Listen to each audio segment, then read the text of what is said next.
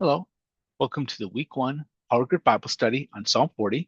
This week we're looking at how David was saved out of the miry bog.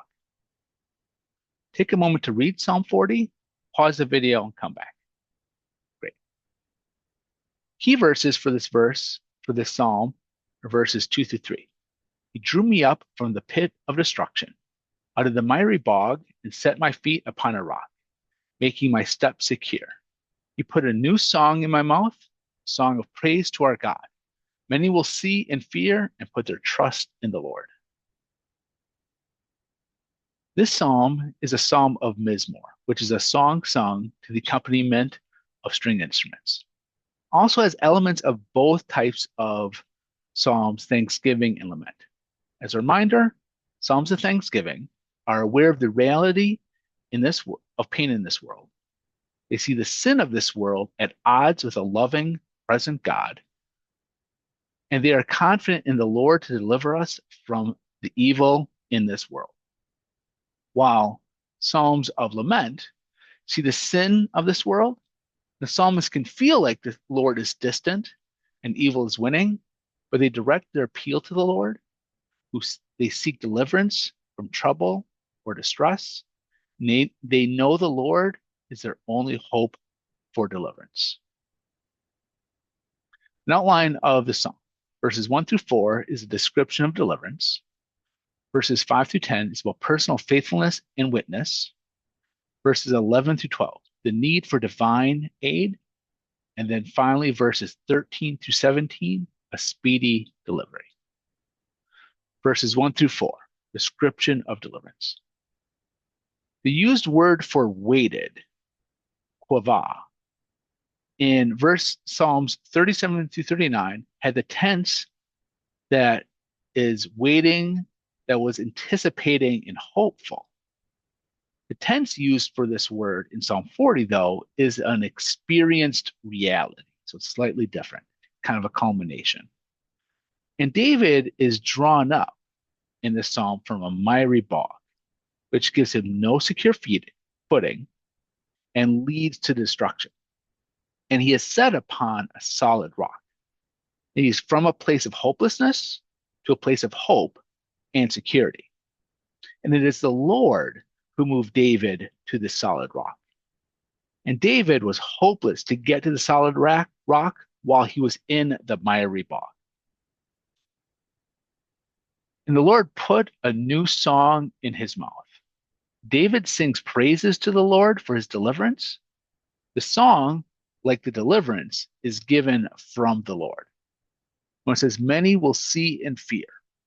The new song is an opportunity to testify to the Lord's salvation. The word fear is not being afraid, but a realization of dependence on the God. And it draws others to trust in the Lord by David singing this new song. The Lord is the only source of blessing and salvation, and those who trust in false gods to save them are chasing a lie. Verses 5 through 10, personal faithfulness and witness. David testifies to the wonders the Lord has done and declares loyalty to the Lord. The Lord is not pleased by external sacrifices based on their own merit. What the Lord wants from his people is internal. He wants an open ear to hear his instruction and a willingness to follow the Lord's ways. Proclaiming the Lord's righteousness. The Hebrew word basar for proclaim means to bring good news.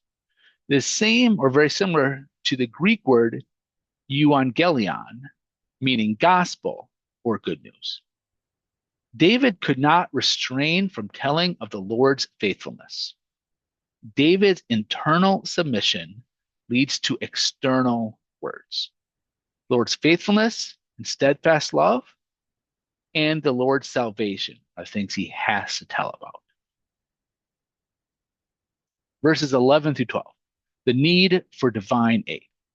The Lord's mercy is David's only hope. David is preserved by the Lord's characteristics that he proclaimed, the Lord's steadfast love, and the Lord's faithfulness. David is helpless to save himself from the evil of those around him and his very own sins. And David is to the point that his heart fails him. Verses 13 through 17, speedy delivery. Having no other hope, David prays for the Lord's deliverance, the Lord to move quickly, that the Lord would show he is more powerful than David's enemies. Those who seek the Lord will rejoice and be glad in the Lord and should proclaim the goodness of the Lord. The Lord looks upon David, not because of who David is, but because of the Lord, because Lord is a deliverer of the helpless. Next week, we're going to look at Ezekiel's vision of the Valley of Dry Bones. As reference, I'm using Gerald H. Wilson's The NIV Application Commentary, Psalm Volume 1, pages 65 through 66, page 127, and pages 634 through 648. And all the verses, unless otherwise noted, come from the English Standard Version Bible. Check us out on Facebook, Instagram, and YouTube. Thank you very much, and hope this video was a blessing to you.